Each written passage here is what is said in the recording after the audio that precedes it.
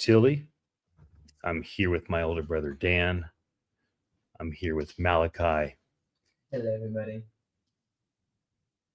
It's good to be here. We got an echo.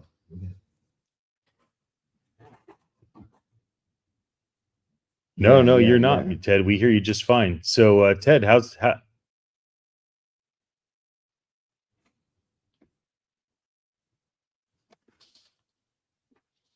Happy Tuesday. Yes, it is a happy Tuesday. Ted, we think you got an echo or something. No, keep going. Nigel, how's it going on the East Coast?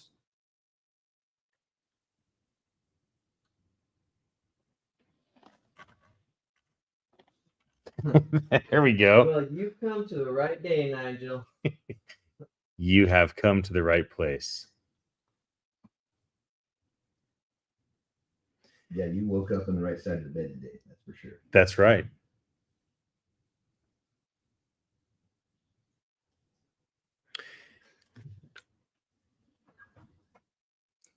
So, yeah, welcome everybody to the Beachside Tech Talk. We're so happy to have you here today. We want to start talking about all things AI, Web3 automation, and today's topic is education and apprenticeship. We like to discuss what's going on locally with our school programs. We actually have in-house Malachi, who's a 16-year-old student with us today. I just went to my first video class. Well, I guess yesterday, but really it was the first one that I've had. And I feel like being 16, I haven't actually gone into a college and been in class yet. I didn't realize everybody's just a kid. They're all teachers. Just kids, and the teachers too. They're all just children having fun, trying to learn, or not having fun and dreading it. But in my opinion, it was very enjoyable. I'm lucky that I got to have an awesome teacher. And the class I got to go try out today was called International Relations, which was so enjoyable because the teacher makes it so much fun. I've realized that the educators themselves are in so many ways the ones that make something enjoyable. It really, really stands out to me. And I think that that's something that's going to matter a lot in this new era of AI being something that really impacts education. I think, and it's something I've said a lot, that AI is going to impact education, whether that's through personalized learning or whatever it is. And so I imagine that by that happening, some teachers are scared in this present moment. But I don't think they should, because people want to be taught by a human. Yes, AI is going to be there as our little guardrails, as our training wheels to help us and to completely personalize everything for us. So when we walk into class, the teacher can do what the teacher does, and they can be the human side, which is what educators really are supposed to be. And then you have AI to be there to help it so that it's personalized to each student. And I think that personally, if I was a teacher, I wouldn't be worried at all. I would just make sure that I'm starting to transition the way that I teach to be more oriented around teaching to humans instead of just saying. Yeah, that's awesome. What's the vibe from the other students at school? You're at two different schools. You're at Oasis, a charter school on the Cabrillo College campus, which is a high school, and then you're taking Cabrillo classes, college classes. So what's the vibe with the students? I know it's a bit of a different environment for you, but do students seem different now than the first day yesterday? That people are terrified. It's kind of funny. I didn't really realize that would be the way it is, but we're all still kids. I really didn't expect that as much, and I don't know why I so didn't expect it. But I think even as adults, and they're young adults, of course, but even adults who are older, we're all just humans who are just going along on this journey. And currently, people at the Cabrillo College, they're just at that section where you go to school and you learn. And I think that I was kind of unexpectedly surprised. Nigel, I'm curious what you have to say about all this.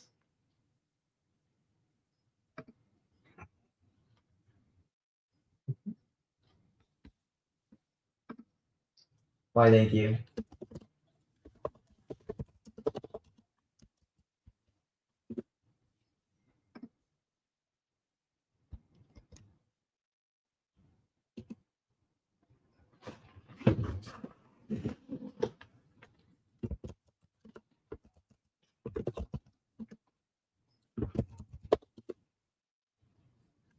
Yeah.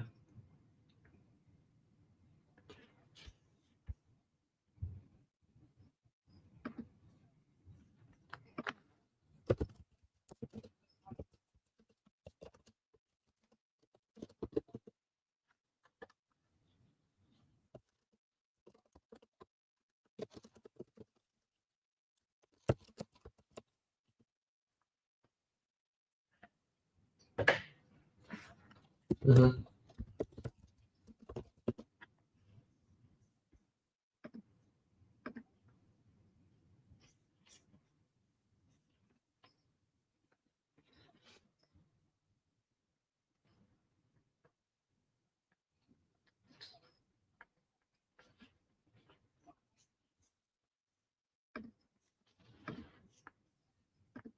Yeah, I think that people in general. Oh, sorry. Can you keep going? My fault.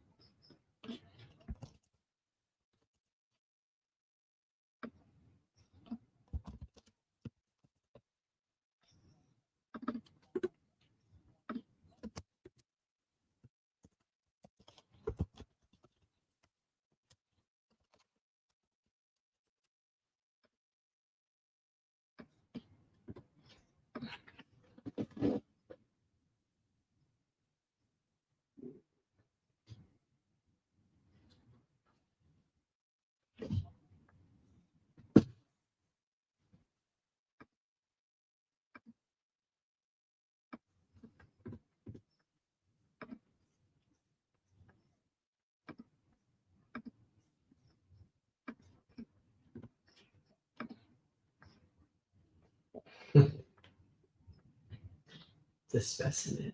Mhm.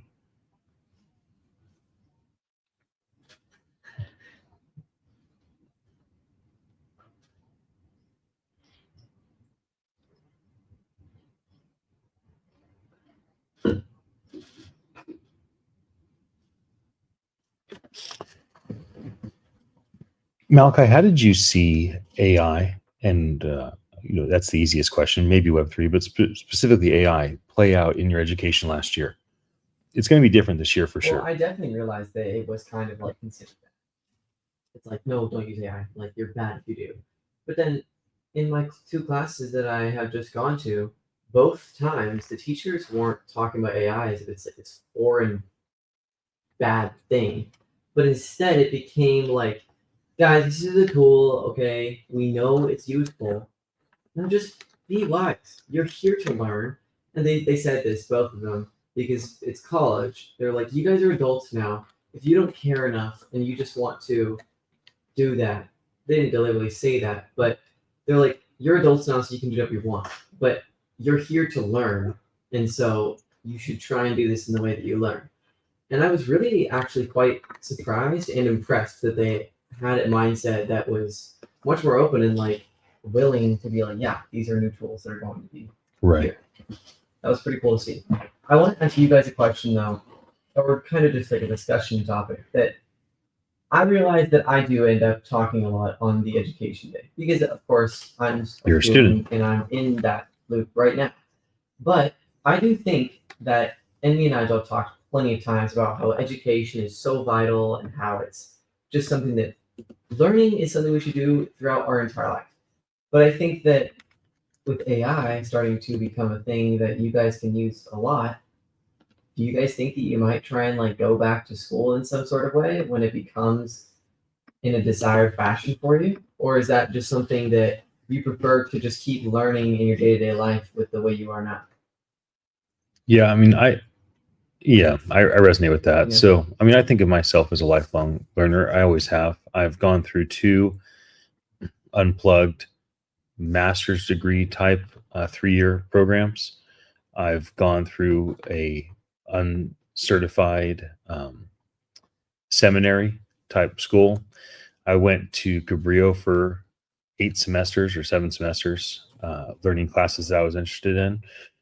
And obviously I do a lot of teaching. Easiest way to learn something is to teach it. So I've done a tremendous amount of teaching. So I think this program, Beachside Tech Talk, this is my chance to make sure I'm learning every single day. Yeah. Every single day, I have to learn what's going on in the world, formulate the easiest way to coordinate with the four of you, be able to not only learn it, but then to be able to bring something of value to the audience on the radio, and because we live stream it to the internet to those folks. So, but as far as like going back to college, because our ancestor made such an impact on the uh, state of California, Dan and I were told early on that we could go to any California university for free. So we both went into the trades instead. We both became carpenters working for dad. It never really crossed my mind to go back to school. Every once in a while, I felt regret not going to a traditional school, getting a traditional bachelor's degree, master's degree, and mainly because of the network I guess I could have gained doing it. But the thought of like going to school today at 44, like going and registering at UCSC or Stanford or something of that nature, or even just sitting down and taking 1 or 5 Coursera classes at a semester to try to, gain some sort of specific book type knowledge. I don't know that I have an appetite for that. If Riza told me she wanted to go back to school, she already has a bachelor's degree, she already has a teaching credential. If she wanted to go back to school to learn something, like she wanted to become this or that, then I would definitely support her because she already has the foundation laid sounds for really education. Yeah, I remember you had been talking with me about like before I chose the classes I'm doing right now. Yeah. I remember you saying like, yeah, maybe I'll go to school with you. Are you still open to that? Yeah, I was talking about like, hey, you're going to go to Cabrillo for the first time. Like, maybe we can find a class that I'd be interested in going to, and then I'll just join you for that class. Yes, that's different than like going back to school. Well, I know that's what I mean. Yeah. Yeah. What kind of thing would you want to learn about? Because I get that a lot of the things that are put into schools, or like that put into the books more specifically, are more like a few years behind because someone had to take the time to make the book or things like that. So, what's a class that you would actually want to learn about, or something that you would be interested in? I mean, I probably would have been open to taking one of your history classes. Yeah, You know, history is always going to stay the you're same. taking a world history and a U.S. history. Those would be interesting to me. You're taking a biology class. That may not be super interesting to me, but you have an international relations class, Gabriel. Like I could have imagined dropping in there. You But would have even loved it. but even then, I don't know that I would have signed up for like the official class. I think I just would have, quote unquote, audited the class. Just talk to the Exactly. teacher and say, hey, my son is 16. He's in your class. I thought I could be present with him. Would you be cool if I just popped in the class, a couple times a month just to kind of hang out, audit the class, and be able to talk with Malachi about what's going on? I probably would approach it that way, kind of the auditing way, not where I'm having to go twice a week, do all the homework, prepare for the test, but just kind of Yeah. learning and hanging out. Ted, your oldest is a teacher. What's your take on education from the teacher's perspective? Because I know that you hear a lot uh, from your daughter in that regard.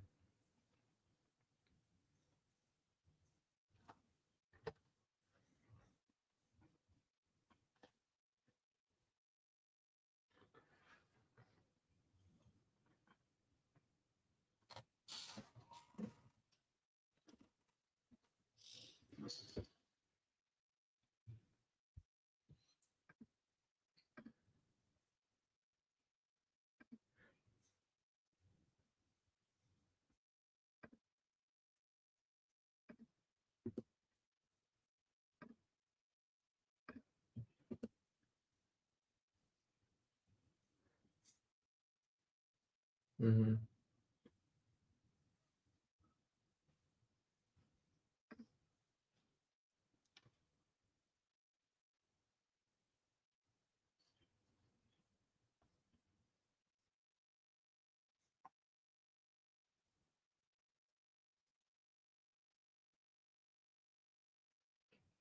Yeah.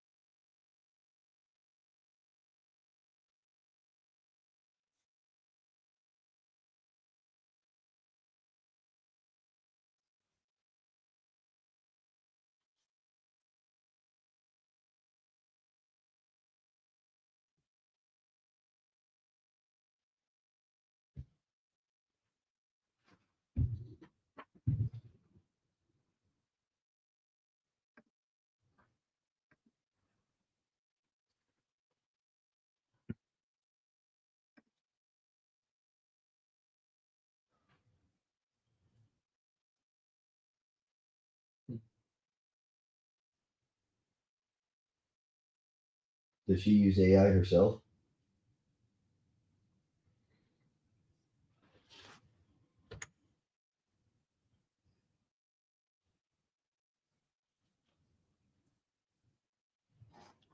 Yeah.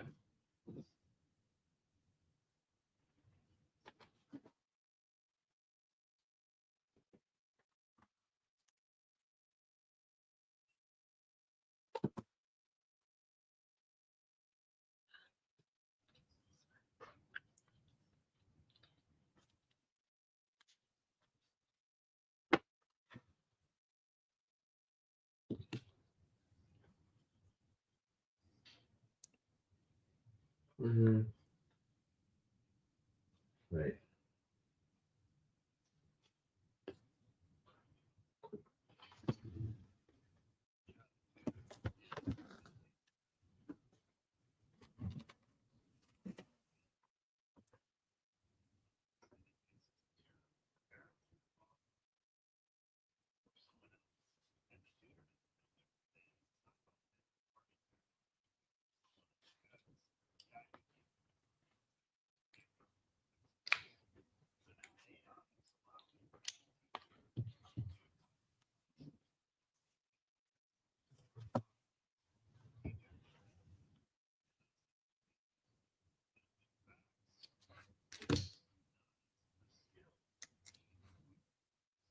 Mm-hmm.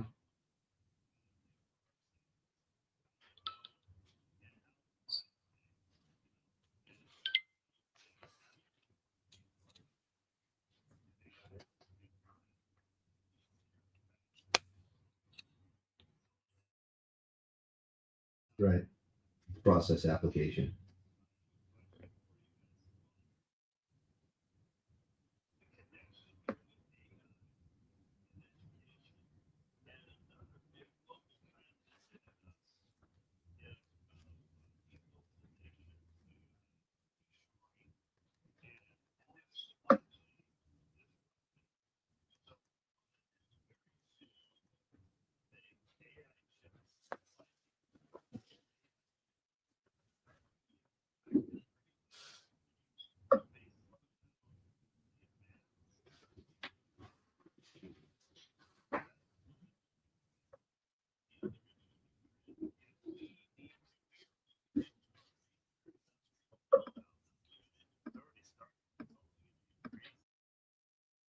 Time period. This is 10, 20 years. And so we're going to reshore all this stuff. And it's the robots aren't ready to start building that. It's people who are going to build it. It's trades. So education in trades is really hot right now. Yeah, trades jobs won't go away for a while. So how do you see those interacting? Yeah, trade jobs aren't going to go away for a long time. It's going to be a real long time before robots are actually built to do specific soft movements with hands and things like that, and actually where they can even keep up with a human.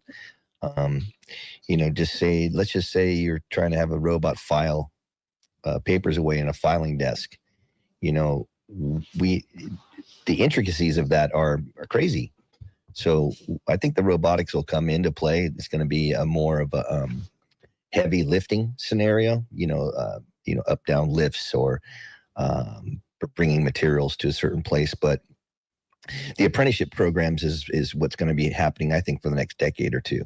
It's the hands-on learning, the graduates degrees and stuff like that. Those are great to go and learn and to actually put something into your brain. But when the day comes when you need to perform, you still will need some type of hands-on or on-case experience, no matter what it is, especially if it's physical.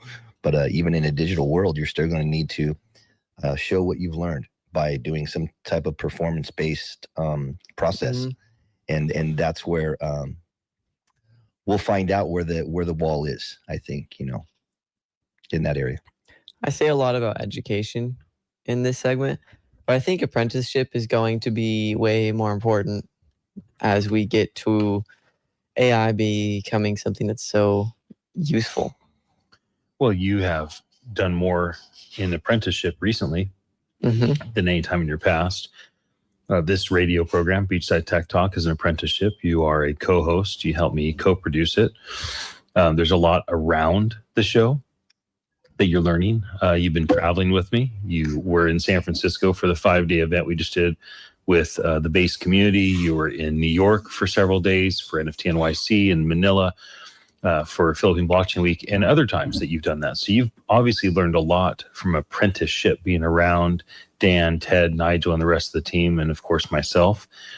So what's your take as we get ready to kind of go to commercial break in the next 90 seconds or so? What do you think is the most positive elements of apprenticeship, and what do you think are the most positive elements of traditional education? Well, I think the most positive elements of education in this current system is that people have to go to learn. That's probably the most positive one, that there is a system at all. I think that before the system existed, it was kind of like, if you're lucky, you get to go learn. But now you kind of have to go learn. And that does have its own weirdness to it, where it almost becomes a job for people, and learning kind of loses that amazingness that it used to have. But I think it's going to change for the positive, of course. And I think apprenticeship, on the other hand, is completely different. Of course, like you said, I've been very entwined with apprenticeship, much more than education as of recently. And I think that apprenticeship is the kind of thing that really does matter more. I mean, who is the guy? The Alexander the Great. He was actually apprenticed by, I think it was Socrates, or one of those like Greek philosophers, which was a crazy fact for me to learn too anyway. And that apprenticeship is one of the things that made him so dominant and so good at being able to understand the Greek culture and what would succeed in his goals. And as a whole, I think people are going to want that human part, even when we have the AI part. So to close it out, thank you for listening. I hope that you got to learn something about education and apprenticeship. We'll be back just in a moment. This is KOMY 1340.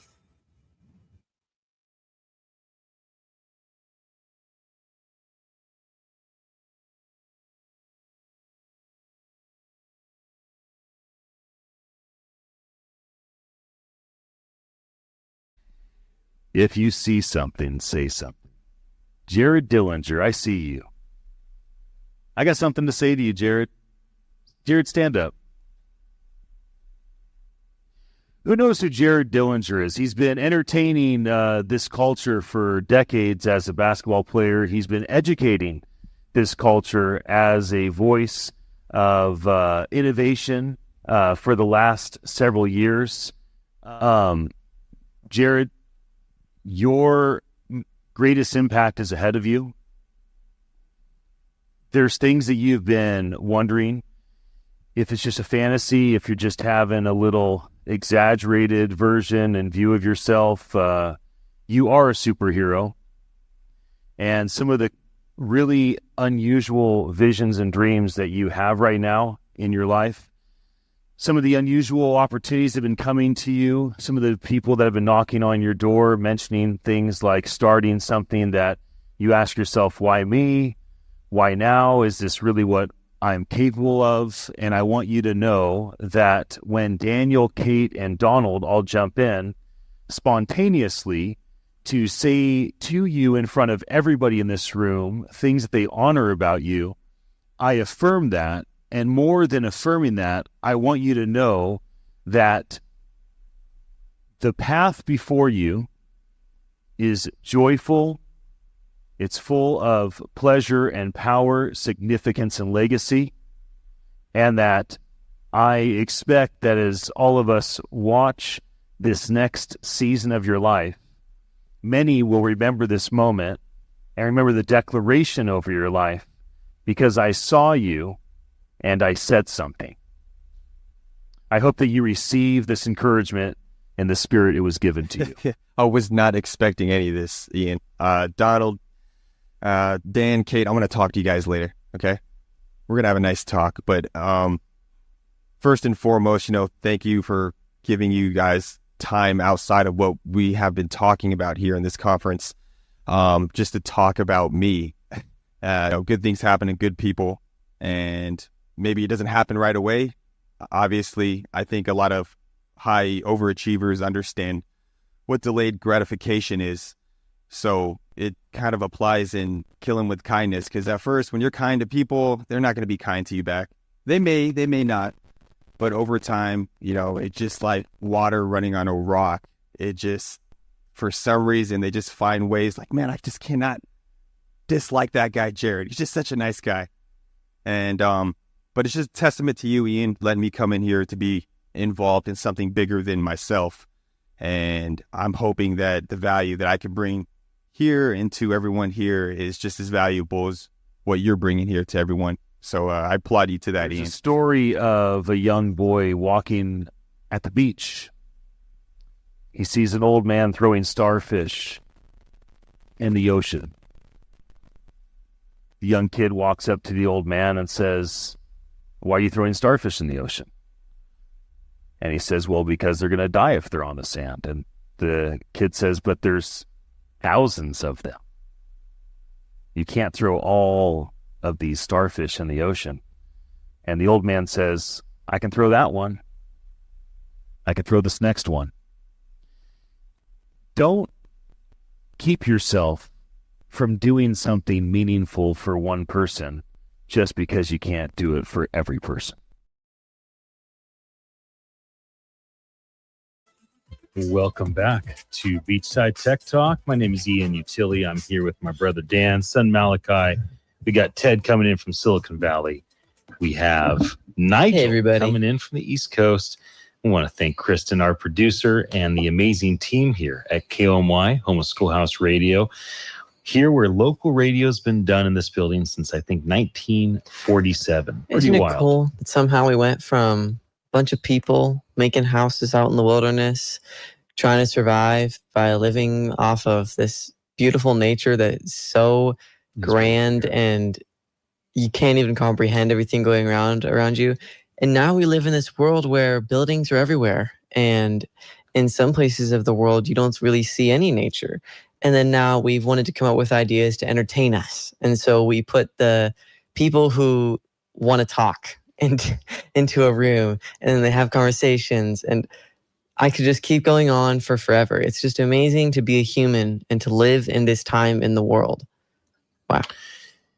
AI has really permeated through the education apprenticeship model that we'll call podcasting. I want to talk a bit about this today. There's a lack of Web3 integration into the education apprenticeship model that we'll call podcasting. So podcasting is interesting. Lex Friedman just had a podcast that was 10 hours and 20 plus minutes.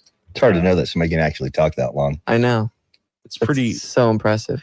We talked for 2 hours and that's already it's five quite a of us while. too. It's 5 of us with commercial breaks. Yeah, Yeah. we're allowed to take breaks like that. Yeah, You know, for Walk them, away, they get just a drink of water. yeah they powered through. And I think if you look at some of the most prolific podcasters, people like Joe Rogan, right? He's on 2,000 something episodes. Now the guy that was on Lex Friedman's show, his podcast, he's on episode 6,000. So that guy obviously Whoa. loves to talk. He's doing 2 a day. He's doing- nailing down. He's double He's days. doing double Dude, that's days so every day, all impressive. day. Do you think So- that when you post so much content that some people start to not value the content as much because there's such a high volume? It depends. It Yeah. completely depends on Yeah, I the think content, that's the problem Joe conversation, Rogan the has. post-production, etc. I didn't know that Joe Rogan had a problem. He seems to just be Yeah, I doing know better that's the and better. joke. Obviously, he's Oh, quite prolific, posts all this content, and people obviously value it. So I will That's say a different kind of podcast too, right? It's Very. like Rogan's yeah. experience is not like anybody else's podcast where they are saying, what are we doing this week, or however far ahead they're trying to stay out. Rogan's It's is just conversations. but he's a year booked of people easy trying to come on to his podcast, begging. not him looking. So it's completely a two different. He still does Ocean. try and get people to come on, though. He tried to get, I think, Kamala Harris on when the presidential candidates were trying to get elected. We can understand why Kamala might not want to, go on to a Yeah, Rogan I mean, it show. makes sense. She's- Yeah, how'd But that he work did for try her? and, She didn't do it. yeah, she didn't want That's what I'm to. saying. We just respectfully decline. Then she's just busy or, whatever the case may be. But I don't think her interview with Rogan's going to help her campaign. Yeah, is going to highlight and bootstrap and boost her campaign very much. So if we Well, consider we'll never know. podcasts to be a new model of education and apprenticeship. Now, why would I say that? Because I want to walk through this, and I really want to talk with you guys. You know, we have a bit of time about why is there a lack of Web3 into podcasts? Like, why is music and film leaned into Web3 so hard? These are already established industries. So here's the way I see it. Music and film have all these organizations, lawyers, financial models that make sure that the big Warners and Universals make lots and lots of money. And as long as their star is hot, they can also take some money home. As soon as the star is not hot, move on to the next person. And it's just they rotate through their A-list and B-list, you know, celebrity actors, actresses, musicians, bands, etc. Now, when they figured out, okay, we're going to a decentralized approach on all things ownership, let's get ahead of the curve. So Clive Davis launches his Web3 NFT approach, and this company does this thing. And I remember things that Warner was doing and things that and they're all trying their different stuff. Now, easy for them to integrate AI. Everyone is, but they had to purposefully go after integrating anything around crypto. Creator Coins launched. All of a sudden, these A-list celebrities start launching their own meme coins. The meme coin goes up 1,000x, then in an hour, then it plummets back down. And so there's a lot of misfires around this. But one thing that's been intriguing to me is that podcast is the one place where people can actually have long, long conversations. And I am intrigued that people like, you know, the Oprah Winfreys of the world and the Ariana Huffingtons of the world and Brene Browns of the world that have massive audiences, that they haven't gone through the process of trying to figure out, well, how do I own my content? How do I make sure my audience feels connected to me? What do I do in order to build a model that's more sustainable for me financially, and maybe even something that allows my audience, my followers, my listeners to benefit as well? And so when I look through news and data, I just get these hit and miss things. But if I look around podcasts' impact with AI, it's profound. And maybe we'll get to that for the next segment. It's like the way they're using AI for transcription, for filling in. I mean, I can give you guys some crazy, crazy tools that they're using right now that are AI tools for the type of work that we're doing, right? Taking a conversation like this and then post-producing it and popping it onto Google Podcasts, Apple Podcasts, Spotify, YouTube, etc. But my question back to the four of you is this. Why do you believe that the education apprenticeship arena of podcasts have done so well? Why has it become a primary way that people learn things and express themselves? And why do you think it hasn't translated well into leveraging the automation tech that we call Web3? What do you guys think? I think Nigel's going to have some. I'm truly interested in what you guys say to this. Nigel, you want to jump in? I do. The reason it hasn't proliferated, in my opinion, is adoption and not building the infrastructure and distribution for it to proliferate. You think about podcasts and what people are able to do. You create a long form show like we're doing here. It's generational. It has diverse perspectives. It has a structured set of conversational topics. And every now and again, we hit on a sore spot, a conversational topic that sparks a deeper debate, a nuanced perspective. And it's that nuance, not the one size fits all, that is being taken out of podcasts in small clips, and it's being marketed to specific individuals, not one size fits all. It's one size fits Malachi, one size fits Ian, one size fits Danny, one size fits Ted. So when I say And when something it that connects, my people like, they hear what I say. When Nigel says something that his people like, you take that because we're recording it all, you post it, and then all his people are like, oh my gosh, I love this show because Nigel says something awesome. And that's what people gain from these kinds of things. When I see that Joe Rogan has a bunch of shows, and I see that he is a boxer on, I don't really want to watch the boxer one. I don't really care that much. But when I see that he has some scientist on, I'm like, oh, cool. Maybe I'll listen to that, or maybe I'll look for the clips of that. And that's why this has done so well, especially also since it's so human. It feels so normal to just listen to a conversation. Podcasting Well, has yeah, you think of a lot of video on it though too. I think that's the huge break too. People watch podcasts. You actually look at it. Usually, you're not doing it in a congregation setting to where you're with a lot of people. It's usually you watching a podcast. You're in your own little space there, and then when you see this podcast, first thing you're doing is you feel like you're actually in that room. And it's quiet everywhere else. And you actually feel like you are sitting at the table and off camera and watching these 2 or 3 or 4 people have this engagement that's super laxidocious. There's no pretense there. You can tell there's no script. And that organic nature of letting inhibitions down in whatever area it may be, just even in, in just a happy talk, it doesn't matter. But that's the connection that's there. And then secondly, of course, it's content, because you can stare at anybody talking, and without that audio there, it does not matter. I mean, you'll tune out in seconds. So what is being, what's the content? And then of course, like Malachi's saying, someone who's super popular, like a Rogan, he's just so attentively watched. It's like, your brain just thinks it's hard. Maybe you need to watch it too. Or it's hard to break away from it. And with the video thing you're saying, I just looked at some stats. Apparently 65% of social meaning that is conveyed is through body language. Like that is huge. 65%, that's way more than 50. And that just shows why video feels so impactful to people.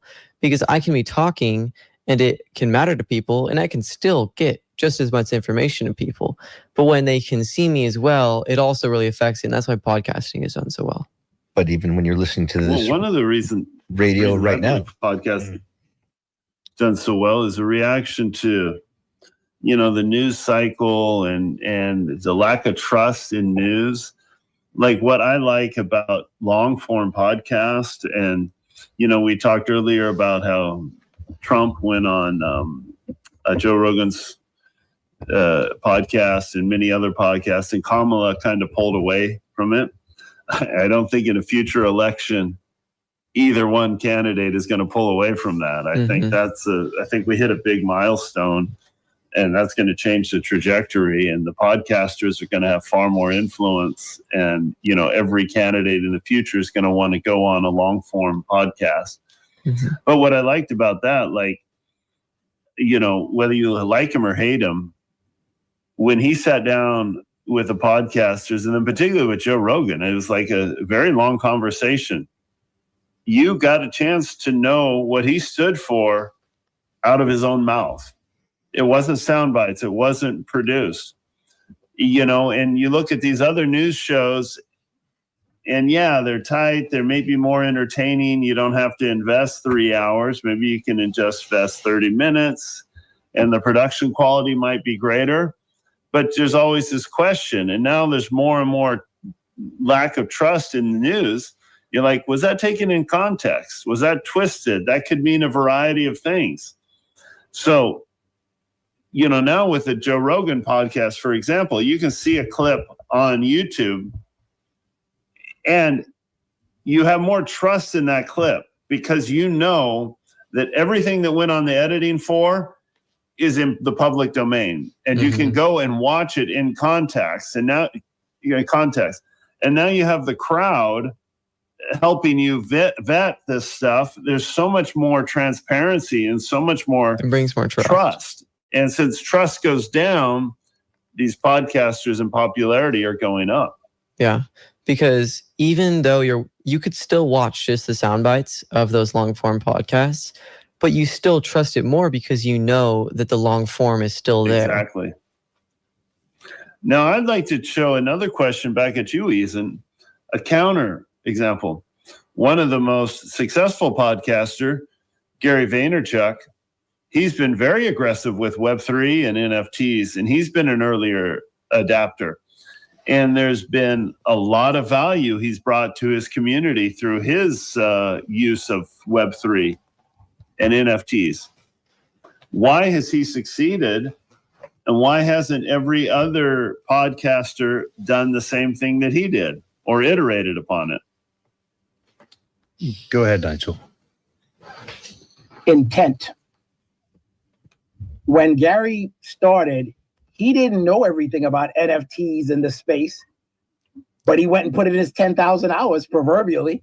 He was a wine guy, right? Figured it out. Didn't he start Yeah. with his father's wine business? And then Can you guys give a little introduction about Gary Vee? I don't really know a lot about him. And I imagine not everybody on listening does too. you can also look him up. He's one of the more Sure. well-known entrepreneurs in America. So he does, probably close to $1 billion a year now in business across his empire. Primarily, it's like if you guys have seen the TV show Mad Men, Gary built a modern day Mad Men where he has an advertising agency for the largest companies in the world. In addition to that, he's a small business unit that does advertising marketing for small businesses, and he has many other business units that kind of collaborate. One of the things that he did, as Nigel said, his proverbial 10,000 hours of research, and then he bought a bunch of digital assets. He had been one of the early investors in Coinbase, so it's not like it just came out of nowhere. He'd been tracking this industry for a decade, and then he decided to launch NFTs. Nevertheless, he still has not applied Web3 tools directly to his content the way that I envision he and all of his peers will in the near future. And this is the thing that's been surprising to me. It's been surprising to me that Gary continues to post all of his content on TikTok, on Instagram, on YouTube, without really nailing down ownership rights and how his community can benefit from it.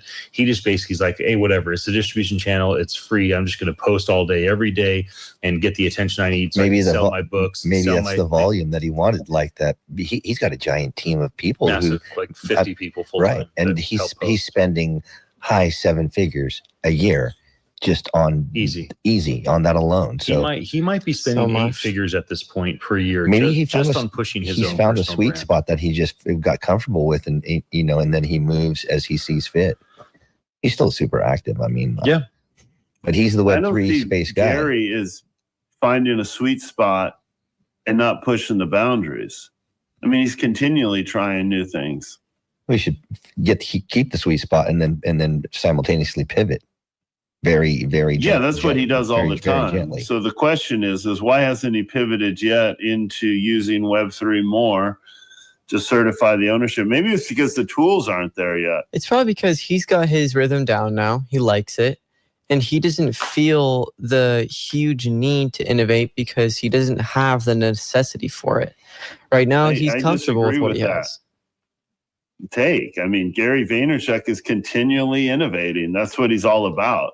He's always trying new platform. He knows every new platform. If you want to know a new platform, follow Gary. When you look at the amount of content he has, and I say this about Ian too, we don't truly understand the value of that. I think he does, because I'm sure him building an AI for himself, it's like unconscious. Anything you could think of, ideas that he wouldn't even think of, but he has all his content for his use. So there was one guy who reposted Gary's content and was bragging about making $1 million over content that he didn't use. But to Gary's point is, he was like, I don't care. Good. But I'm going to continue making money off of my own content. And that's going to, like, the creator always is going to win. Mm-hmm. Because you're not going to have those intrinsic pieces, the connective tissue, the relationships. So when you think about education and anything we're doing here, like Malachi, your greatest advantage is you have a bunch of people you could ask questions to. And the greatest thing you could do, your IP, is to lean into that. Don't just rest on your laurels and think, oh, I have resources. use them, challenge them, score them. Am I winning on this? And that growth becomes exponential.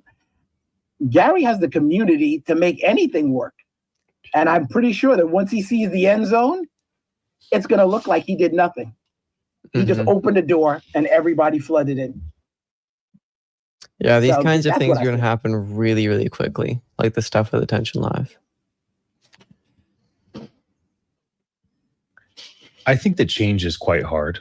I think that people like Gary have built an empire, and so there's certain types of changes that he leans into and orients himself around that are no-brainers. Like, for instance, it's easy, and we'll get into AI in the next segment after the commercial break. It's easy for Gary to apply AI across his entire personal brand. Easy. Yet, he still personally posts from his cell phone most of his content. He has his team create it, send it to him, and then he posts it himself. Now, there's tools that have been able to handle that for a decade, but he won't do it because he still wants to be in control. And so there are things about creating smart contracts on a blockchain that's public. And all of a sudden you said, this is the tie to ownership. This is the licensing deal. This is this. It's on a public blockchain.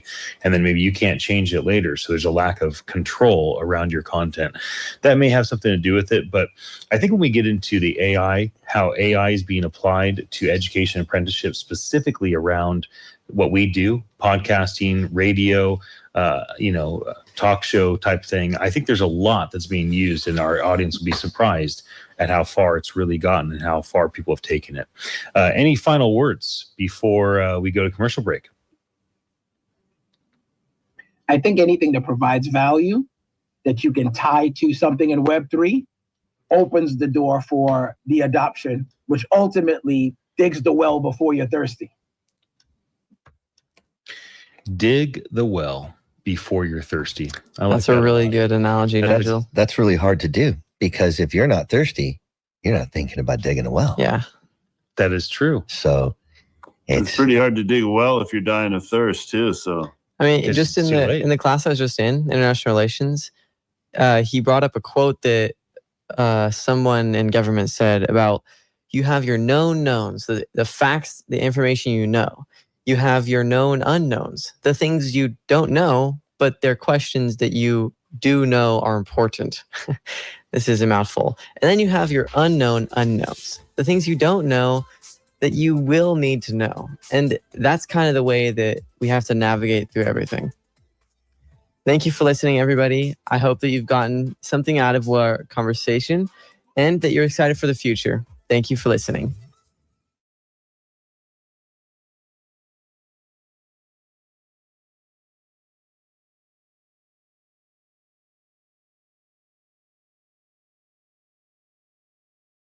Oftentimes,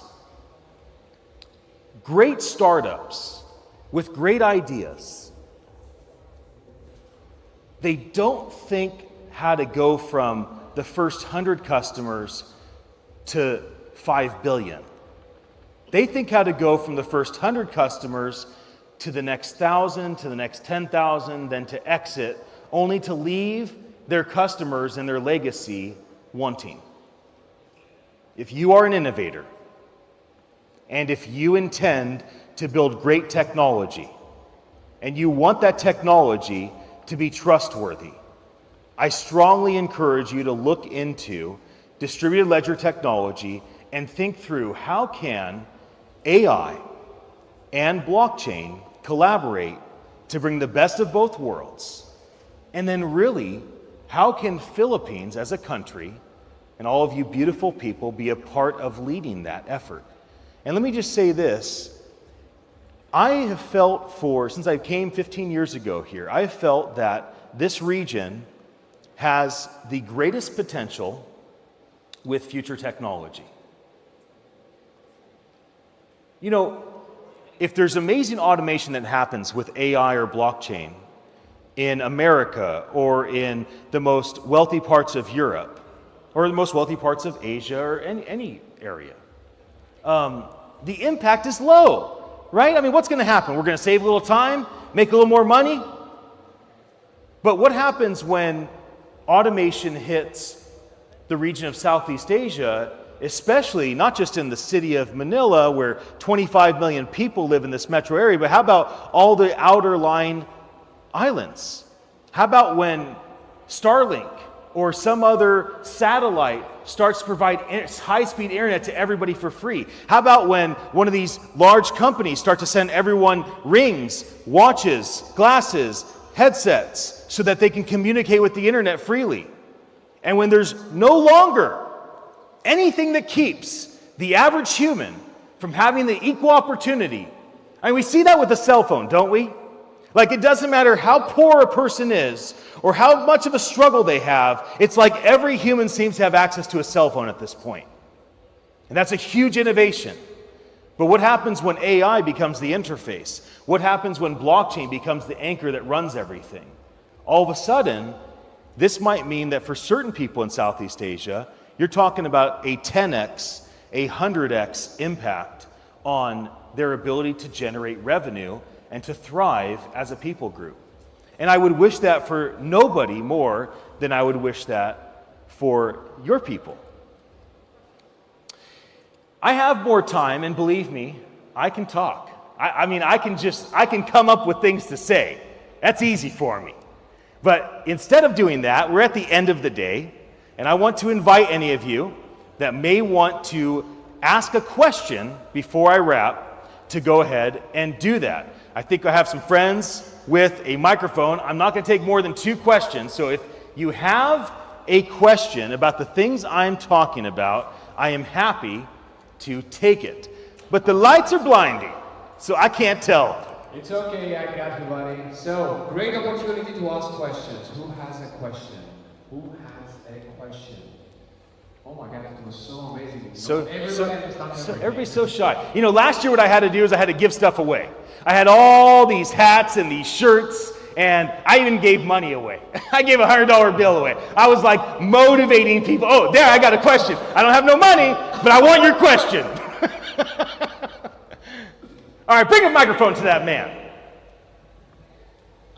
I was actually going to look for you afterwards anyway. My question would be, in terms of disaster risk reduction management for DRR, how can we use your technology, being with a lot of its advantages, to make it easier for DRR's response in the sense of the financial side?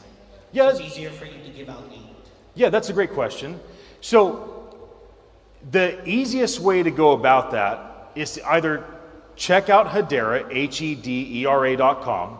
That's a good starting point, specifically to connect with one of the foundations and talk to the foundations that are out there deploying capital and grants. They're out there giving developers out to develop these things out, and maybe they've worked on something similar, or maybe they would like to work on something similar, and they go, hey, that's perfect, we want to get in on that. Or, oh, have you heard about these organizations? We've been doing that with them. And then, of course, the other thing is just to look at a local community. I would be hesitant to give you an answer that I think might satisfy you. But what I will say is that we would like to investigate, and there's not just one foundation, right? There's many to pull from many communities. And if you want to talk a bit more detail, I'm happy to do that afterwards. Anybody else have a question? One more question. Oh, there we are. Of course it is. Yeah. Let's do it. I was asking them if it's okay to ask a question. Please, I'd love to take your question. Yes. Because for somebody who does not really know anything about what you just talked about, how would you invite me, or how would you tell me in 2 minutes, not to really have a good grasp of what you just said, but to make me interested to know more about everything that you talk about there?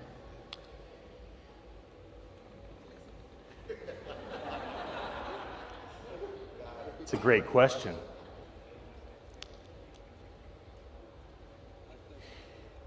Throughout all of history, technology is usually created as a weapon. It's just the reality. Yet, somehow, what started off as a weapon ends up becoming a beautiful thing to develop prosperity and abundance for many, many, many people. Cryptography, the basis of all distributed ledger technology. Cryptography was a weapon of mass destruction in World War II. Machine learning, AI, that all started with the military. So what I would tell you is when we talk about artificial intelligence, when we talk about blockchain technologies, these things started off with the intent to be weaponized from one people group to another, from one country to another. And now, as things have matured, you see that these are now being used to completely change the way we think of the financial system, completely change the way that we think of all of the softwares that we're using, and the ability to save time, and the ability to empower people to make a living. And so if I only have a minute, what I would tell you is that this technology is here to stay. It's inevitable. And this technology has already gone past its weaponizing phase, and now it's into its abundance, prosperity, being used as a tool for good for humanity phase. And it doesn't matter if you understand it. I don't understand it. How could I ever understand something as complex as machine learning or distributed ledger technology? It's insanely difficult to grasp. But what I have done is enough investigation, and I've worked on enough projects that I can at least try to explain simply some of the benefits of leaning in. And so if you're going to lean in, I would just tell you, could you maybe use your Samsung Bixby Google Assistant on your Android a little bit more? Could you maybe use Apple Siri on your iPhone just a little bit more? Could you maybe use your Amazon Alexa in your house or your office just a little more? Could you maybe create a little bit more text to image on Midjourney? Could you maybe ask ChatGPT a few extra questions? Could you maybe investigate some of these blockchain companies that you haven't taken the time to really look into? Like, have you really taken the time to investigate Bitcoin, Ethereum, Hedera, or the others? And so that's what I would tell you with 2 minutes. I would tell you that these were weapons that are now prosperity tools, and it's worth leaning in just a little bit more. And what I'll end with is, we have speakers come up on stages, and oftentimes it feels like speakers are elevated above the audience. But that's only for the cameras. It's only for a full room. Nobody in all of humanity is better than another. No ethnicity is better. No gender is better. No age is better. No blockchain is truly better than another. No AI is actually better than another. No technology is superior to the other industry. Pull back, take a breath, recognize your greatness, recognize what you're capable of, and then ask yourself, can I maybe just do a little bit more? Can I do a little more research? Can I take a little more risk?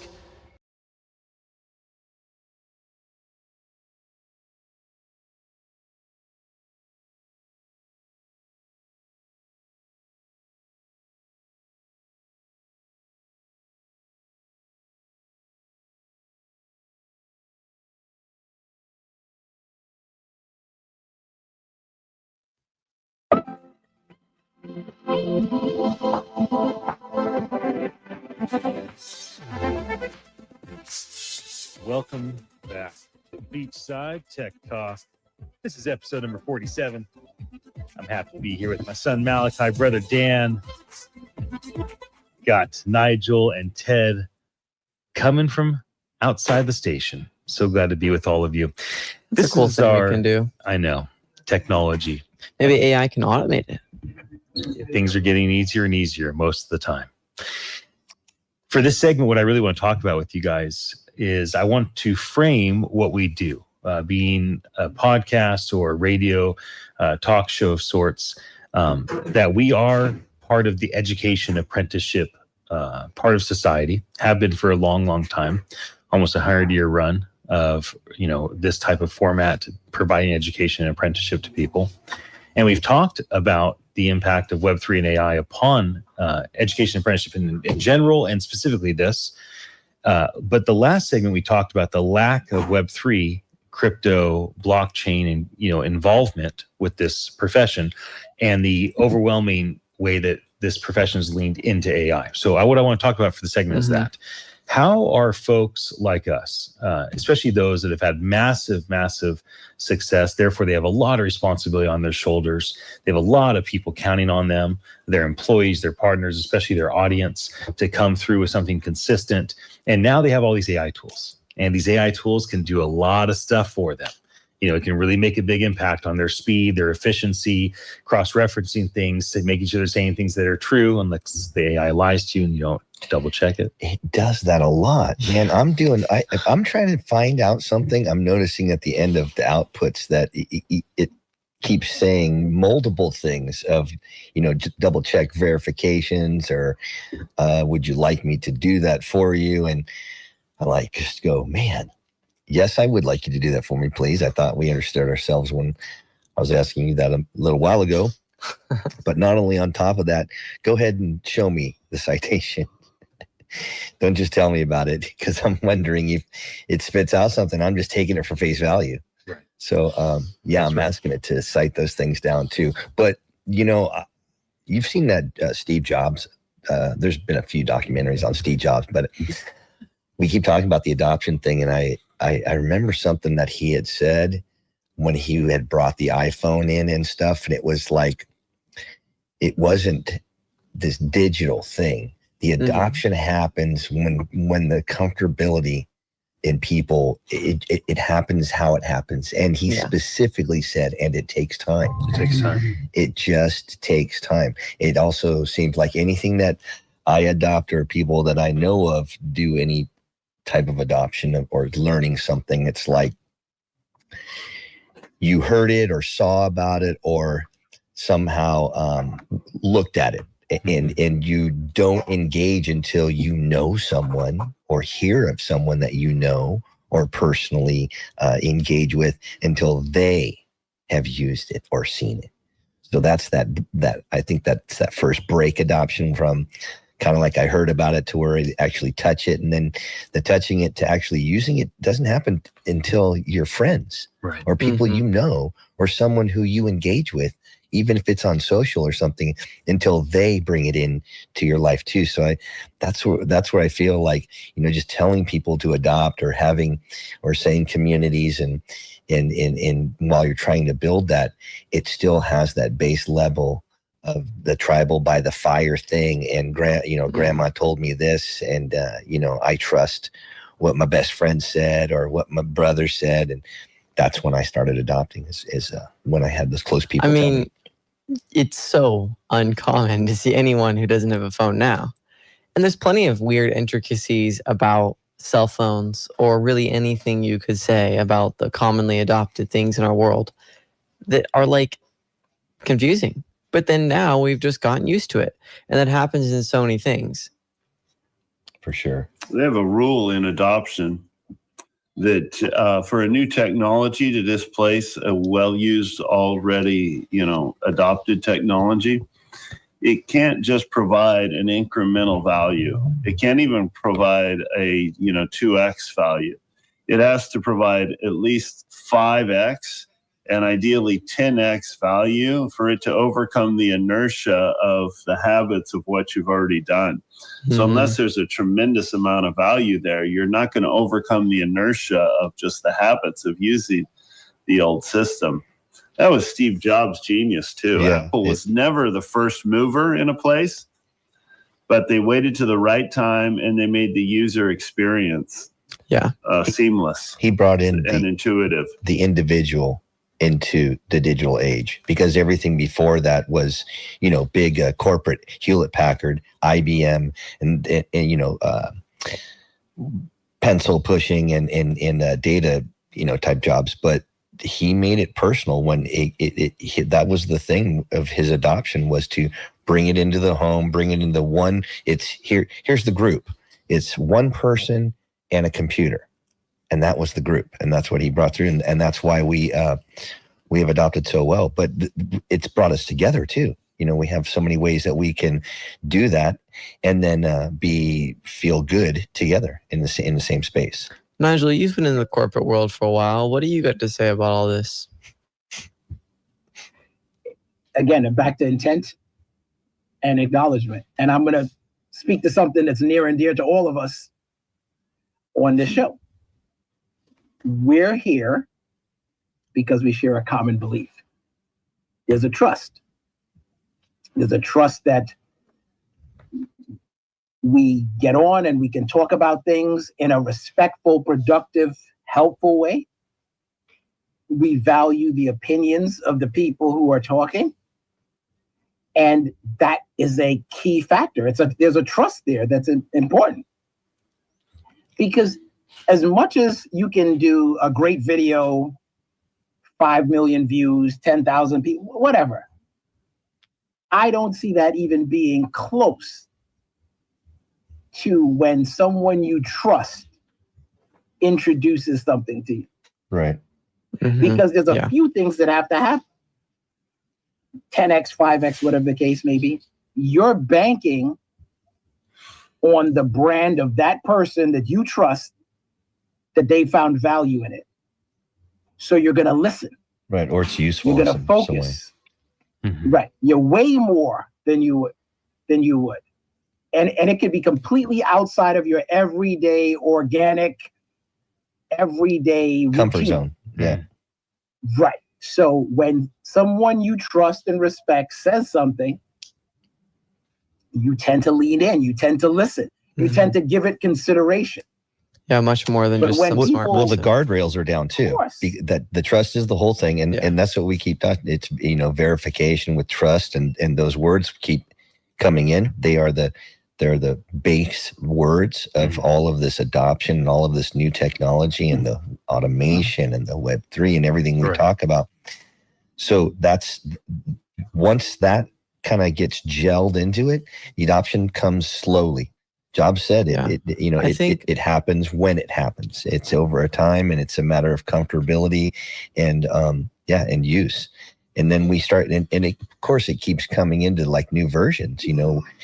I think that the greatest example is the AI. This AI chat bots that we're using, or these artificial intelligence platforms that all people have adopted onto lately. That's the transition from the Web 2 to a Web 3. It's the most perfect example. It's the cleanest at base level example. It's where everyone can understand, yeah, I'm understanding that I'm actually, in the last year, I have gone from 50-50 Google search to, OpenAI or whatever one that you used, that your friend told you about, or that your brother told you about. I know people are not there just using the one or two that we mentioned. I know all 6, 8, or 10 are being used because of some form of someone saying, here, I use this one and I like it because of this reason. And so that's why we have so many different ones. And that's just as an example of the transition of adoption. That's the best way that we're going to see. Yes, I used Google so much a year ago, and now I'm using these AI platforms because of the robust data that comes back, because of the examples, the tables, that it asks me another question and then reminds me, I forgot to even ask about that. Perfect. It doubles down on my query, makes me feel that much better. And so that adoption that we're seeing, that's what's going to have to happen as we talk about blockchain, as we talk about digitizing ownership of our IP, or whatever we're creating, the digitized ownership of it. That trust part is why social media and YouTube and things like that did so well, because it felt like it was more human. You kind of started to feel like watching a YouTube video about just an independent journalist telling me about something happening in the world. It almost feels like I just trust everything he says, even if I shouldn't. Like, even if they are saying things that are completely deceptive and they are just good at talking or whatever it is, even though them being a person who is like talking to the camera and it feels more human tends to affect it a lot. I have realized that. Well, I'm going to add to that and challenge you. Ooh. I think asking the questions, why do I feel this is important? Why is this person authoritative? Yeah, you're and I'll so give you right. some real examples. When I think about Ted and ethics and philanthropy, Ted goes to jail, plays basketball, has been doing it. So you're trying to For a tell me, long, Nigel, that long you like time. ethical guys that come from prison. So if they've been in prison, that ups your. I like real life examples. It's just a When I think joke about for the eating. listeners who didn't get that. I have not been incarcerated. Ted, you are real. I life go into example. prison to minister. The specimen is Okay, sorry. the specimen's an example of so many things. Mostly what not to do. God bless you, brother. Don't walk in my house without a helmet if you're 6'9". Yeah. I got low ceilings. Another example of what not to do, Teddy. Yes. But the important thing Back is to Nigel. the example. So you take your dad, Ian. Ian's interviewed 1,000+ people easy. So he does it all the time. So if you think about an interview with your dad, that's an important thing. He has a skill set, a demonstrated skill set. He's a practitioner of it. So when you start to see those things and you start to measure them out and understand the true power of AI, all the fancy cameras and images and so-called follows and put up against a metric, it's like the difference between you're playing chess off the clock. If you have 2 hours to make a move, you're only but so good. But if you're on the clock, you're better. For sure. It's the measure. Yeah, in some ways, having 2 hours to make a move can sometimes cause you to make a way worse move because you're like, oh, well, I don't want to rush it. And so you don't really take the whole 2 hours. And that's one of the interesting things about like game theory. And I think game theory as a concept has been something that once it was like identified, it just made everything about war or even just humans interacting with each other. It made it so much more confusing because now we addressed it being confusing. Yeah. But it's so wild. You think about the movie The Terminator, right? And you saw him calculating what to do. That's what it is. If you had a score for every decision you were going to make that compared it, your decision making would be crazy escalated. That's a 50. That's a 90. I think I'm going to go with the 90. But if everything was like that, You know, it's quite that's interesting. what AI is seeing. Malcolm Gladwell in his book Blink kind of went into this. But humans are very, very good at rapid, decision making, intuition.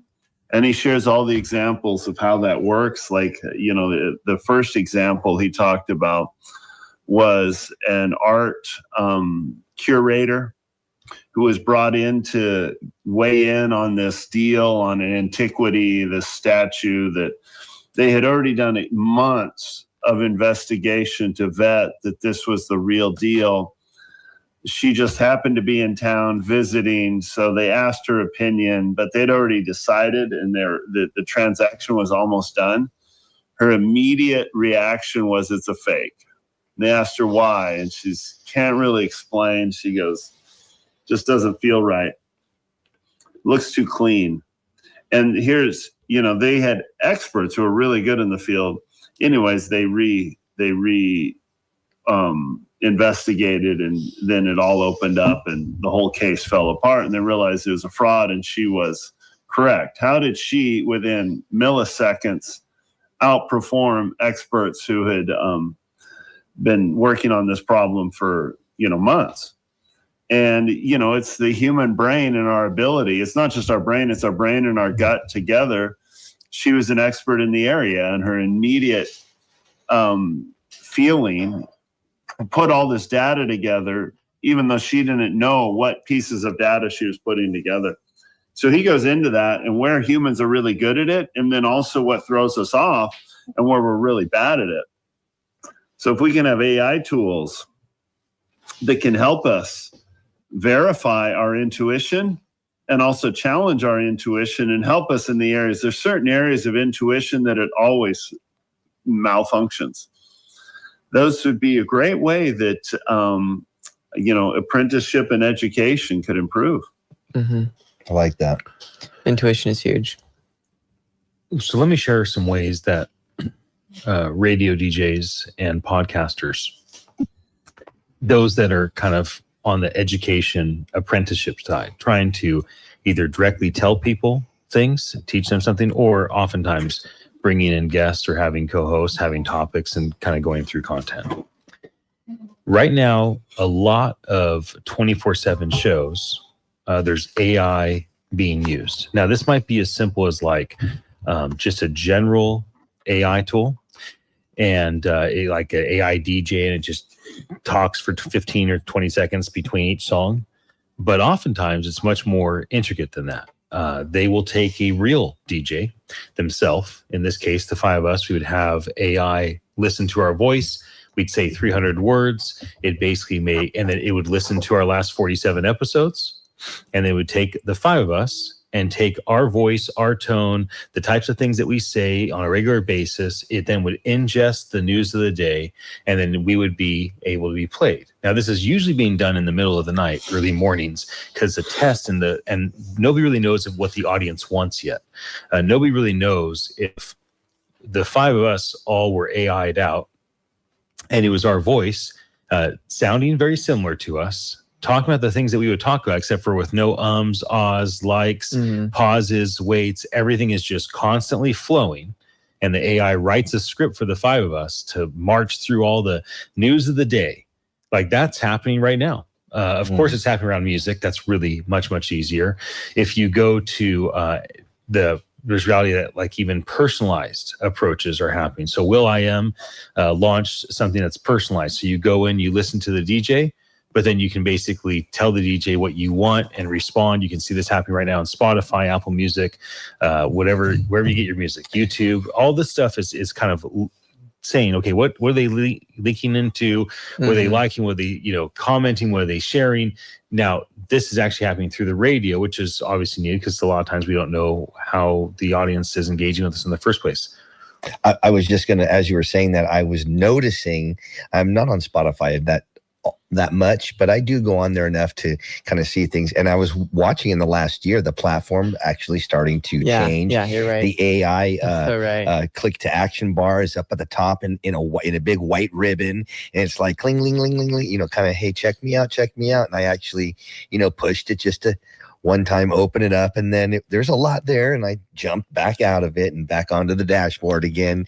But I think that's awesome how they're just, slowly, but they have great ideas. They've got a great team. They've got it's amazing. A ton of one of the data and great songs and the AI DJ that they do for you now. It's like, wait a minute, that's pretty cool. You give feedback, like on Spotify, it's very, for those that are using this, you thumbs up, thumbs down, and you're telling it what you want in the future. Right. So I gave you guys an idea that's being done today that's kind of far out, right? The five of us getting our own AI voices. We sit down, we sign the terms and conditions saying, yes, you can record my voice, make a clone, and you can adopt the five of us to, the news of the day. So that's kind of wild. Here's one that's much less out of the, people's normal idea process of what we do. Just having AI tune in and dial in the audio. So the audio going from the board right before it hits the airwaves, it goes through an AI system that makes it sound like ear candy. Many of us have been on the radio AM FM station and something happens, whatever goes on, and we would click off. Okay, we go to the next thing. Also, of course, we have heard things not just with the radio, but podcasts where you can't hear the person just right. One person's mic is higher than the other. Anything around that they can fix, they're just applying AI to it. And that's like an easy one. The audience wants that. The creator, the DJ, the podcaster, the guest, they definitely want to sound good. And so they're all for that. So there's certain AI elements that are being done today that everyone loves. And then there's others that are like, okay, how's my audience going to react? Like, what do I think about that? Do you want my personality? Is that good? My personality then is being heard, be it from 1 to 4. Like, is that what I want? I want to be a brand on the, telling people things with my AI voices. And then people have to ask themselves those questions. But I imagine that for Rogan, someone that probably has a waiting list of 100,000 people that love to be interviewed by him, if he creates an AI version of himself, which I don't think he'll do, he's not talked in a positive light of this idea. But if he were to do that, I can imagine that he would have a long list of people that would go sit down with Rogan AI and get interviewed. And then they would tell their friends, like, look, Rogan interviewed me and pulled out the best things out of me.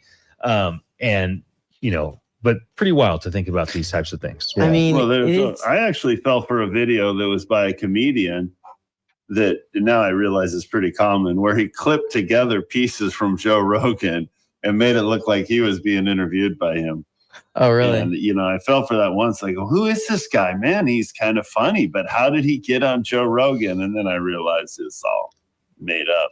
It is really weird that now we have this unique question that you just brought up, Dad, of, okay, now I have the availability to give my sound and likeness and all of that to this machine that can all of a sudden become like me in a sense.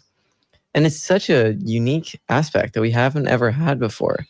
I mean, it is definitely fair to have that thought of, yeah, you could put as much data as possible in there, but we're human. And so it's never going to be just like us. It's always going to be sort of different in whatever way that is. Do you think that it's going to get to a point where it's almost exactly like us in a sense, if we give it enough data? Or do you think we're just too volatile in our humanity?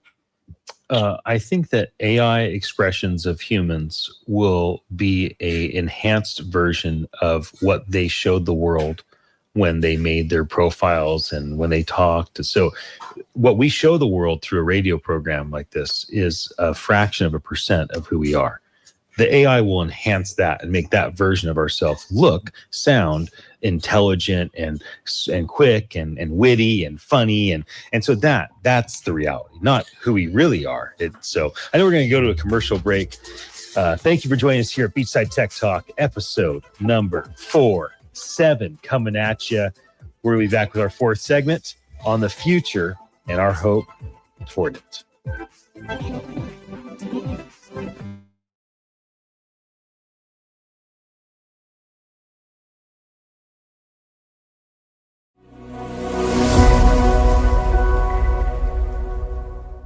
Been a long journey. It has. We had the idea for Attention Live.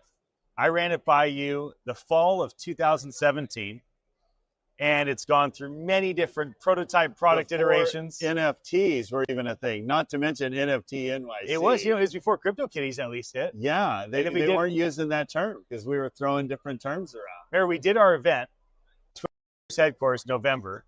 The future, what was that event called? Future of blockchain. That was, something like that. And I remember CryptoKitties just hit, and I was fascinated by this concept that you create digital assets that if you brought two together, it would create a new one.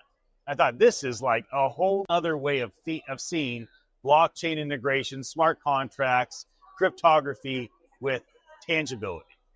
Yep. Now, you are the chief of ethics at our company, Attention Live. Yes, sir. You know why I think it's important that Attention Live has a chief of ethics with our ambition to have billions of people use our technology. Why do you think it's important for us to have somebody that is leading ethics at our company for the sake of our partners and our clients? I think as Elon Musk has said that, right now with AI, we are creating the world's most powerful tool ever. And we're creating the nuclear bomb that can turn itself on. Right. So I think ethics has always been important. I think now more than ever, it's so important that we embed right in the foundation of this, not just a desire to not do evil, but to do righteous things. Yeah, I love that. When you think about, you have 4 children. Yes, sir. When you think about your kids' generation, what they're walking into, all the automation that's coming. I often say there's only a few things that humans will do in the future. They'll either promote things, they'll create things, they'll teach things. What is the future that our kids are walking into? And how might Attention Live, as a technology platform, a decentralized approach for content creators and their communities to flourish, how might that play into the When future I think for our about my children? kids, the things they're facing right now, like the challenges facing them are really astronomical. I mean, we know children are facing higher degrees of mental illness than they've ever faced in history. And I think the way we interact with social media is not the driver, but it's a huge piece of that. And everything's changing. So the most important thing they need to learn is how to learn. And we want to empower them. Like the core issue we're solving is ownership of content. And with that becomes privacy. And I think we as adults, it's on us to create a better ecosystem to interact with each other, because the current system is so toxic. Yeah. And we are positioning Attention Live to be right at the core of that. Finally, there's been a human experience for millennia of elders blessing people. We're going to be creating video content for, we're going to create hundreds of video interviews, hundreds of tokens for the speakers here. And you, Ted, are the elder of Attention Live. So why don't we end this by you just blessing the people that watch and listen to all this content? Well, I bless everyone who's watching this content and every creator that's going to be creating this content both today and in the future using our tool. May this be a tool to enrich humanity, to solve the biggest challenges, and to make the world a better place. High five.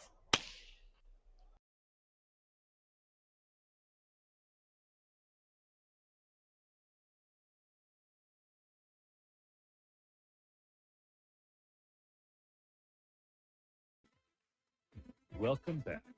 Beachside Tech Talk, episode number 47. My name is Ian Tilly. I'm here with Dan, Malachi, Nigel, Ted. Amazing. We're beside the beach. We are here. We are Wow. at the beach having a tech talk. And I'm loving it right now. At the beach Okay. having a tech talk. Today's topic, Beachside. it is the Tech beachside. talk. That's because Ted came up with that. We were doing a fireside chat at the house. He said fireside. Wait a There's minute. no And- fire. and We're sitting by Ted the beach. said- So why are you calling this fireside when we're sitting He by said the that beach? fire on the TV screen is not enough for me, Ian. We're at the beach. We're going to call this bad boy a beachside chat. That's how it all started. It's all because of Teddy. Good job, Teddy. I like it. It was co-creation because I didn't come up with a name. I just criticized the current name. That is true. And Ian Ted, came up with a new name. Ted is always great as part of a team because he's pointing out problems, hoping somebody will come up with a good solution. Damn, Dad. You just got to say I'm something talking every about time. future tech, That's a critical position AI to tech, right? to keep. not to change the Evergreen. subject from Yes. But Someone has to be changing the throwing subject from gasoline me. on the fire at all times. Here's a tech I've been thinking of. Yeah? Hit me. Tell me about the future. You know, I love fact checking. I love the fact that, now we can see the presidential debates or something else, and we can see fact check. We can get our iPhone out if we want to, and we can fact check it in real time. But, so now they're adding it in the fact check. So we know whether people are telling the truth, at least according to the people who are fact checking them. Yeah. But just thinking that, there's all this micro body language. We communicate more through our body language. Yeah. Go say You know it. that there's experts like in this. They can review the red carpet or the Oscars and predict with extreme accuracy the couples that are going to break up. And they do it all through the body language, because we can lie with our words and with our second reactions, but our initial reaction is very, very difficult to lie with. There's also, psychologists, people who are trained in this can immediately tell just by someone's face and all that if they're lying or telling the truth. What if we had an AI They could go on, a podcast, or someone who's presenting themselves to be a truth teller, or that's part of their brand, that reads their face, and it's like a lie detector test. Wow, that's actually And a really we know interesting if idea. the person that would be able to identify the lies that they know are lies, the lies that they actually believe are true. It wouldn't identify. I think that'd be really cool. I make a joke about, I love to live stream interviews because people are more honest. So I've done, as Nigel said, over 1,000 interviews live, mostly, on event type social media accounts. So we have a big event and I'm doing a bunch of live interviews there beforehand or whatnot. And I'm live every time. Now, obviously there's an advantage for me. I don't have to pre-produce, post-produce, and, do a whole scene with a team trying to make, I just live stream it. People are interested, they can go tune in. But I do find that people are just, when they're live, there's no timeouts or retakes, like whatever they say they're accountable for, it's on the, they don't know what you're going to ask them. And if that's the case, hey, go, oh, God, I hope this guy goes gentle on me. I mean, this is my friend interviewing. Okay, let's go. This is, who are you again? Yeah, no, I don't know. If most of the people I've interviewed, I didn't know until I interviewed them. Really? Yeah. That's even better though. You're a gifted interviewer. There's been times where there are people that are like famous and, I'll be on with them and I can tell they're upset. I don't know who they are.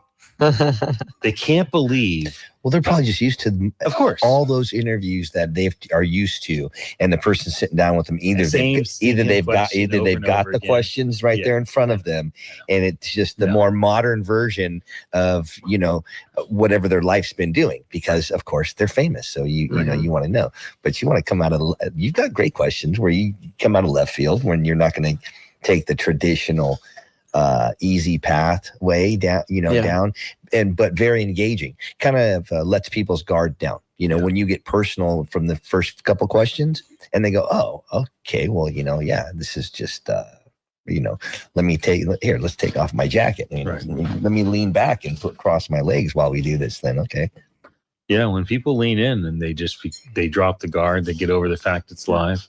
I do think that there's an element of that with using AI tools in the future. It's going to be a matter of people just kind of dropping their guard. Just like the audience dropping their guard, they just recognize, hey, there's just a new way of automation of these things happening, and the creators and the studios and the producers, everyone involved, dropping their guard and saying, hey, it's just kind of all right, it's pressure, it's change, it's new, we are resistant, but let's just try to make a go of it. And I think when that happens and there becomes that more comfortability, I think we'll find a lot of people using the same type of tools. So let me ask, gotta be careful with that though. With the part? Well, letting down your guard. I mean, we've talked plenty about how AI tends to lie or it doesn't give sources. Because then you get smacked in the face by the technology. Yeah. Because if you let down your guard fully, there's plenty of people who have. I think I actually spoke about it on here at one point. I saw this article about this guy who AI convinced him that he had just come up with the next genius design. He came up with a new electric motor design. He had done something amazing. And then all of a sudden convinced him. He told that to a different AI chatbot. He's like, wait, is this really real? Idea. He's like, is this Where actually did you hear real? that? And he's like, no. The other AI just told him it was completely untrue. Oh, yeah. Oh, that's so funny. You got to be What you careful. want to hear. Oh, man. But we're to this segment, we're talking about future tech. I think we've got to solve the problem of privacy.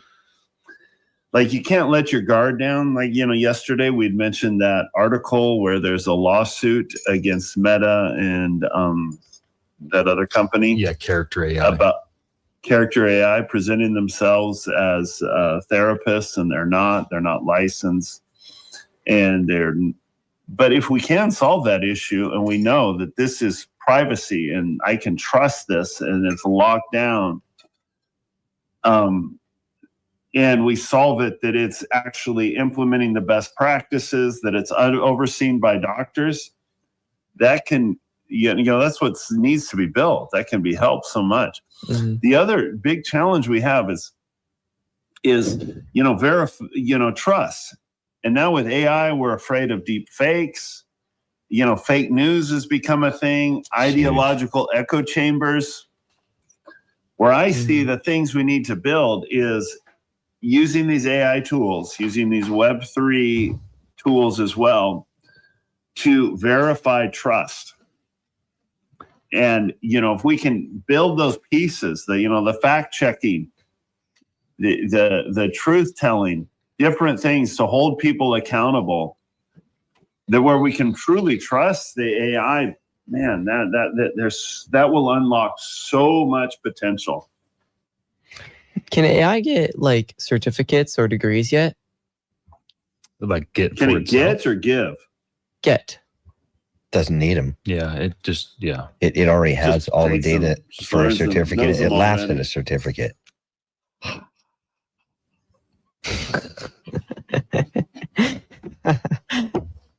I don't get Happy Tuesday. certificates. I give certificates. Okay, Teddy. I That's a see. great point, Ted. That's a great point. And to lead into the future, what I would love to see is more certificates created based on what people do. So if, for instance, You meaning like Ted, you you're had meaning a like badge. badging, right? Not necessarily yeah. certificate, because so badging can think go about in this. in layers and levels and stages. 100%. Right. And I don't think that's difficult. Say, for instance, Ted had a badge for every year he went to play basketball and minister in the prisons. And similarly, Ian had a badge for every interview he did, and I'll take it even further, where he did a great job. That, to me, on the blockchain, that's the proof. Yeah, that's a good idea. That's a good vision. What about for the ones where he didn't do a good job? Well, he'll that's get the paid thing for with those. blockchain. Well, he Trade puts off. that into AI and he says, "Do better." Well, there you go. You see?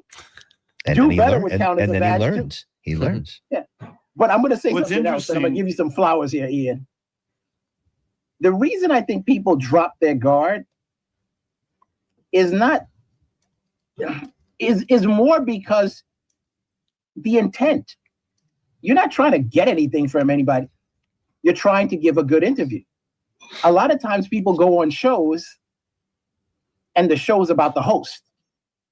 You don't approach these things that I've ever seen, and I don't need the AI for this, about you. There's no competing interest.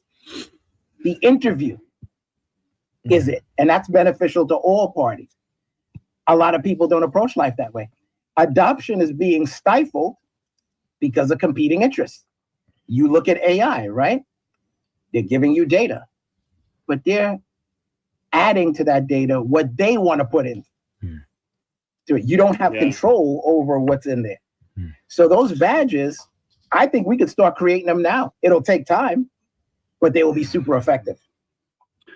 Imagine if we had along those lines, like that is so important, like if we can have like verifiable, this is how good he is, the ranking systems, and it's based, the more and more it's based upon true performance, like what if I could, we've talked about something as simple as if we could put together a leading board for our basketball program in prisons.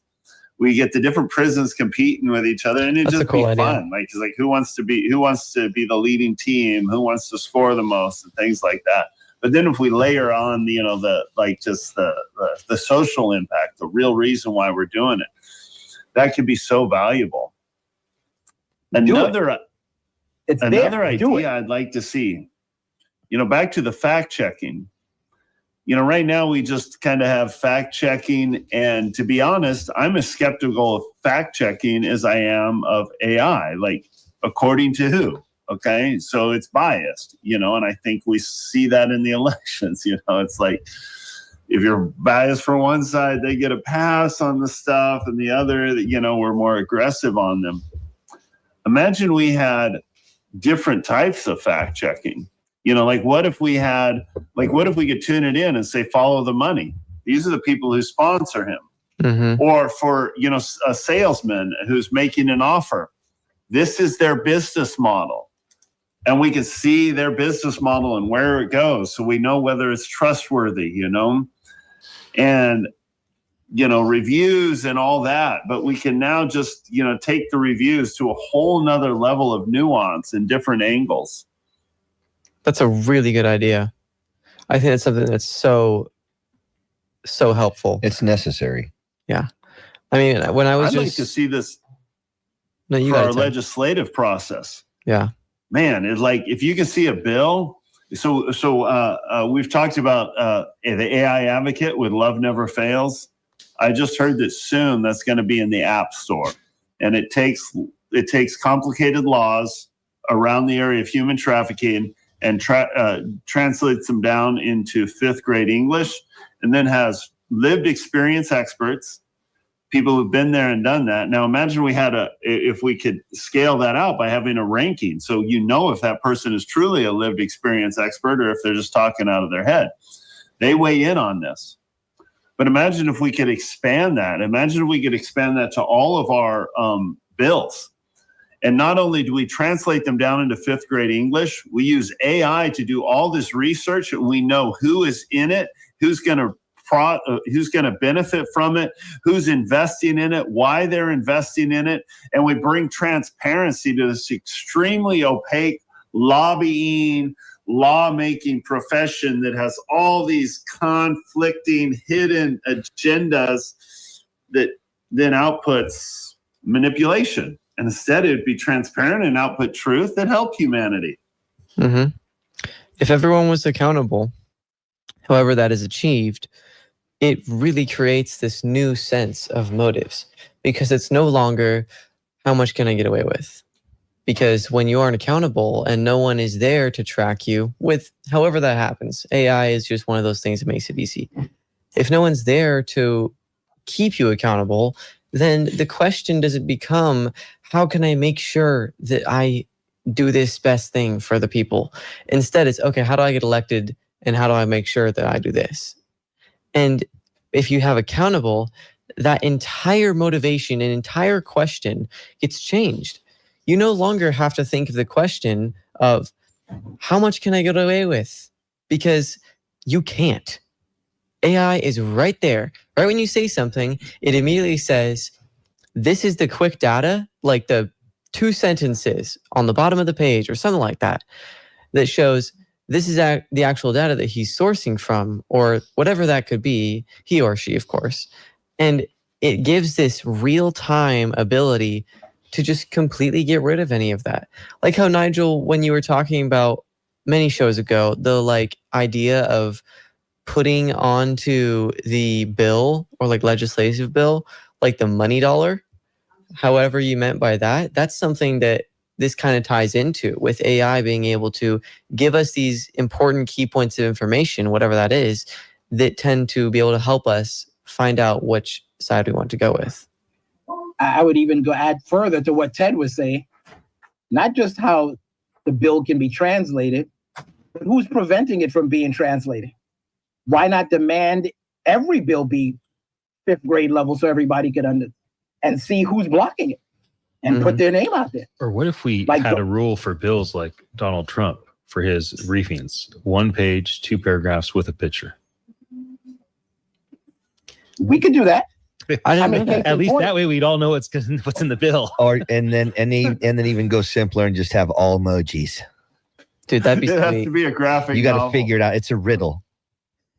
I love that that's Comic one of books. his rules. The bills have to be written as comic book. That's right. Any update must have a picture, 2 paragraphs, 1 page. But think about this. We laugh about that, right? He said, I'm not reading the executive briefing. What happened? Country's still here. Right. He wasn't wrong. Right. Yeah, we might not like it, but the fact of the matter is probably more like 30 people worked on that, and now they feeling butthurt that he's like, I'm not reading that. Right. Yeah. Again, it's you know, we just changing the way that we're doing things, right?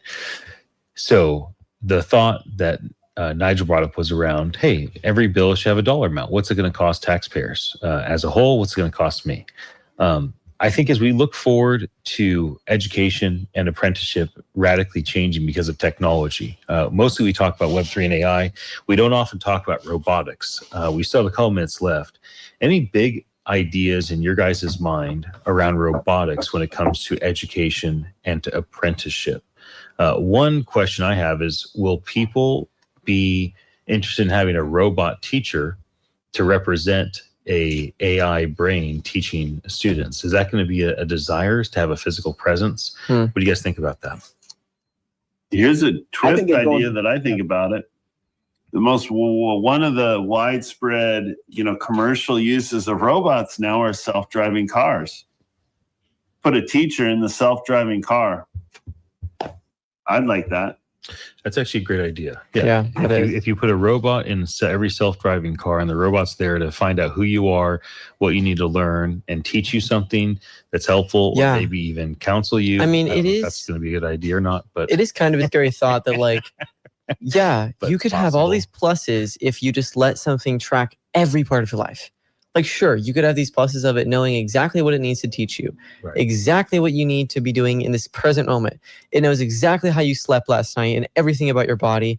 And so it knows how you're going to feel. It can almost track what's going to happen. And so it can give you the things that should. That'd be pretty easily solved. And I don't know if people would do that or pretty not. Easily solved by just having it to where most of our data is on ourself, on edge, on our phone, and we have to give access to everything and a certain level of access. So I know it feels very scary for where we're going and the Big Brother thing, but there are solutions for that problem. I don't think that we're facing some sort of overwhelming. Do you think that'll end up happening though? Because I feel like the big companies want our data. They're not really going to make. Apple, I don't think, will deliberately make that technology. The Web3 companies are going to win that space. That's an Achilles heel for the big companies. That they don't pivot, they're going to be vulnerable. There's competition out there.